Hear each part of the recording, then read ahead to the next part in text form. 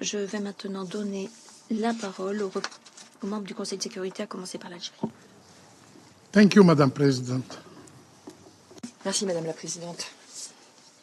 Je remercie Monsieur Ramesh Rajasingham et Madame Gentil Soeripto de leurs exposés.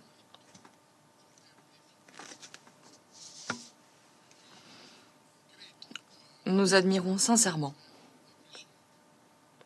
votre travail pour les personnes dans le besoin. Nous apprécions beaucoup ce travail.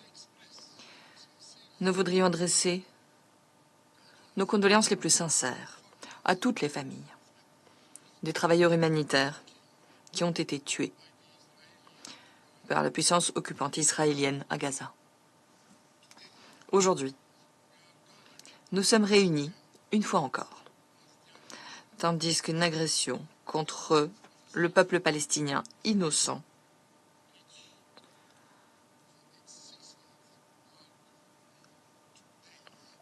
aura duré depuis 6 mois, dans 2 jours. 6 mois. 6 mois de barbarie et de punition collective.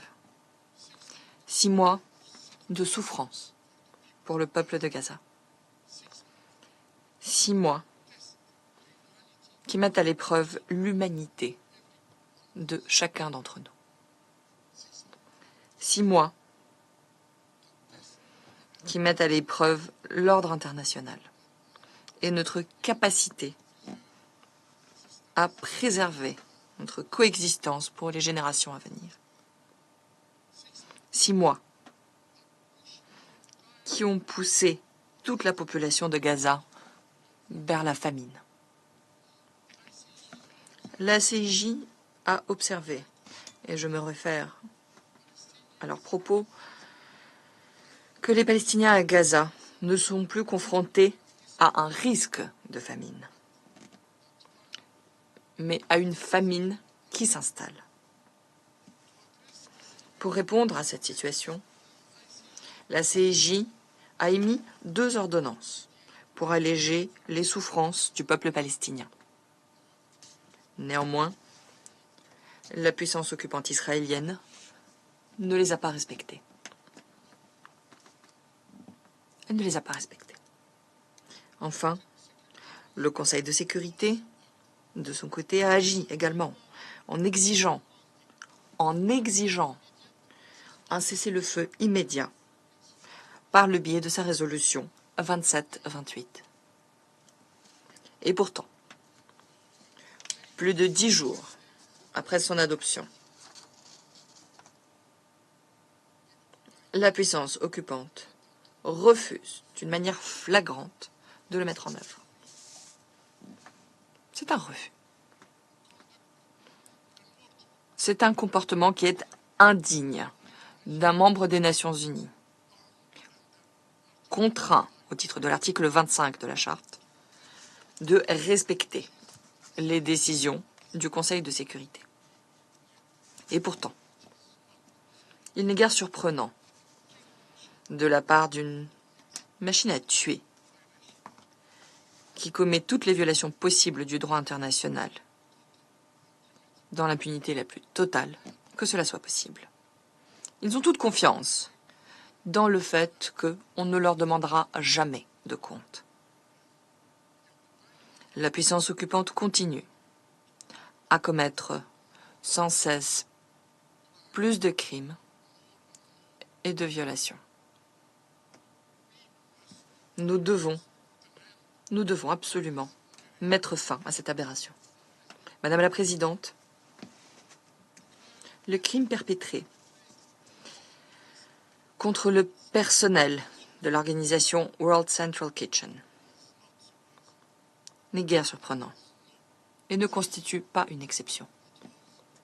Il s'agissait d'une attaque qui les a ciblés systématiquement, voiture par voiture, comme l'a affirmé le chef José Andrés, fondateur de l'organisation World Central Kitchen. Ce n'est qu'un nouveau chapitre dans ce livre de crimes commis. Les victimes ne sont pas des Palestiniens. Leur assassinat sauvage est condamnable. La couverture média à très grande échelle, les protestations seraient injustifiées si cela ne se produisait pas au même niveau que la condamnation que l'on doit entendre pour les victimes civiles palestiniennes. Devrions-nous oublier que la puissance occupante israélienne a tué plus de 33 000 Palestiniens, dont plus de 70% étaient des enfants et des femmes. Des enfants et des femmes innocents, tués depuis le 7 octobre. Devrions-nous rappeler que 224 travailleurs humanitaires ont été tués par la puissance occupante depuis le 7 octobre. Devrions-nous rappeler que 484 travailleurs sanitaires ont été tués depuis le 7 octobre.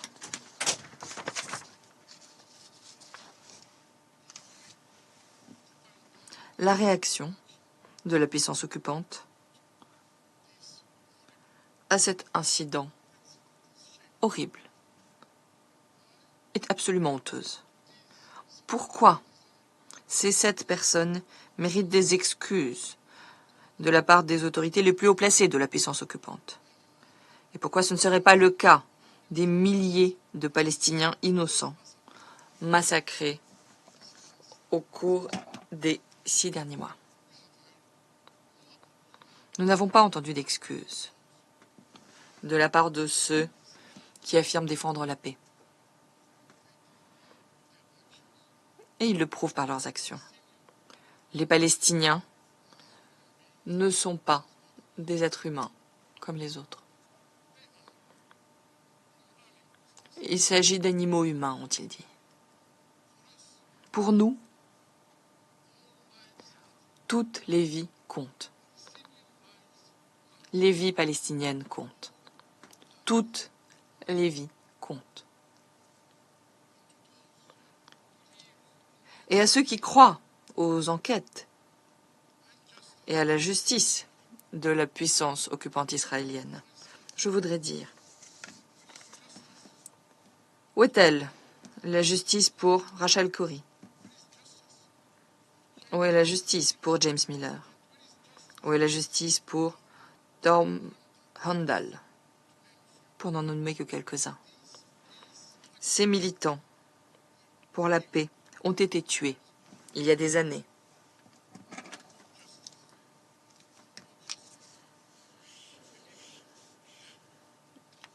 Et il n'y a eu aucune justice dans leur dossier. Le fait de tuer des travailleurs humanitaires à Gaza n'est qu'une continuation de cette doctrine d'oppression et d'occupation appliquée en Palestine. Tuer des Palestiniens et leurs sympathisants, vous avez carte blanche. Et encore une fois, le verdict sera le suivant. Il s'agit d'incidents regrettables. Les victimes se sont elles-mêmes mises en danger en entrant sciemment dans une zone de guerre.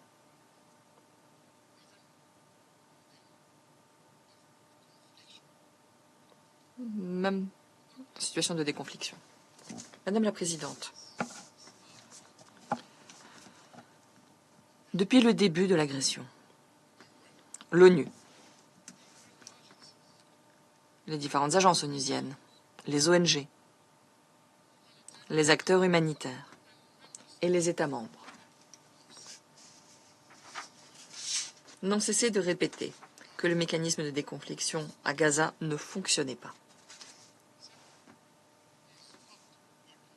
Ne fonctionnait pas, tout simplement. Le problème n'est pas un manque de coordination, mais plutôt un choix délibéré de semer la peur chez les Palestiniens et ceux qui souhaiteraient les aider. Nous l'avons dit, Et nous le répétons encore une fois aujourd'hui. Les acteurs humanitaires ne peuvent pas se voir prier de travailler au péril de leur vie.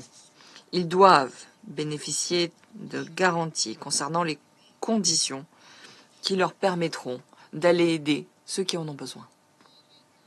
Seul un cessez-le-feu immédiat permettra de créer ces conditions. Sans cela, la population palestinienne risque d'avoir à survivre elle-même. Et le pire ne pourra être évité. Des milliers de personnes mourront de la famine, comme le prédisent différents rapports. Une situation qui continuera à se dégrader, avec la décision de geler les opérations de World Central Kitchen et le couloir maritime depuis Chypre. Une décision prise, tandis que la puissance occupante israélienne poursuit sa campagne et cherche à bloquer et démanteler l'UNRWA, qui est l'ossature même des opérations humanitaires onusiennes à Gaza. La communauté internationale, le Conseil de sécurité, ne peuvent pas rester immobiles, tandis que la vie quitte peu à peu la bande de Gaza. Au nom de l'humanité, nous devons agir. Et nous devons agir maintenant. Je vous remercie. Je remercie le représentant de l'Algérie.